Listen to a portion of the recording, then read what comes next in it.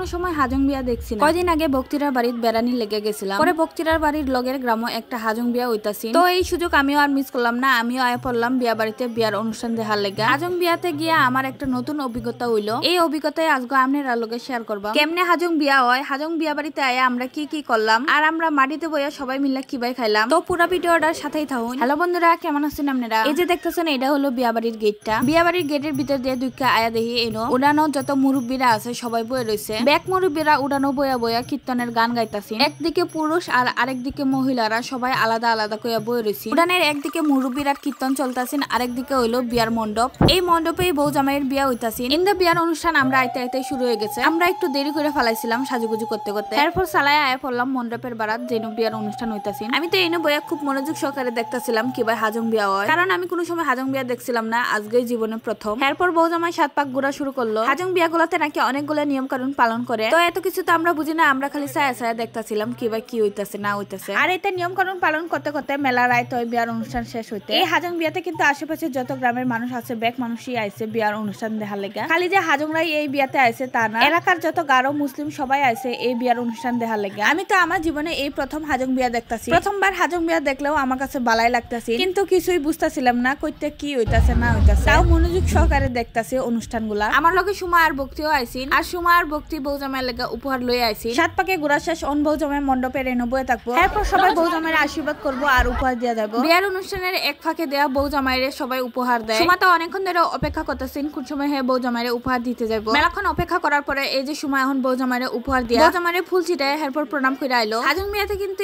এই নিয়মটা খুবই আমার কাছে ভালো লাগলো, যে যার সামর্থ্য মতো যার যা ইচ্ছা উপহার দিতেছে। জগ কলস দেখ পাতলা যে যার মতো উপহার দিয়ে দিয়া যাইতাছে। আমরা এই না সবাই মণ্ডপের বাইরে চেয়ার লইয়া বইয়া বইয়া বিয়ার অনুষ্ঠানটি দেখতেছিলাম। হাজং বিয়ার নিয়ম কানুনে কিন্তু বউ জামাইয়ের হাতে উপহার গুলা দিয়া যায়। আর আমরা মুসলমানরা বিয়াতে কিন্তু গেটের সামনে একজন বইয়া থাকে চেয়ার টেবিল লইয়া। এরপর হেরা তো টিয়া পয়সা দিয়া বিয়া খায় আউন লাগে। কি অদ্ভুত তাই না? হাজং বিয়া গুলোতে কিন্তু গিফট দেখ আর না দেখ এটা কিন্তু বড় বিষয় না। বিয়া বাড়িতে আয়া যে বউ জামাইয়ের আশীর্বাদ করছে এটাই তার কাছে অনেক কিছু। বিয়ার অনুষ্ঠান দেখা শেষ করে এরপর ইন্দা আমরা আয়া পড়ছি খাওয়ানোর লেগা।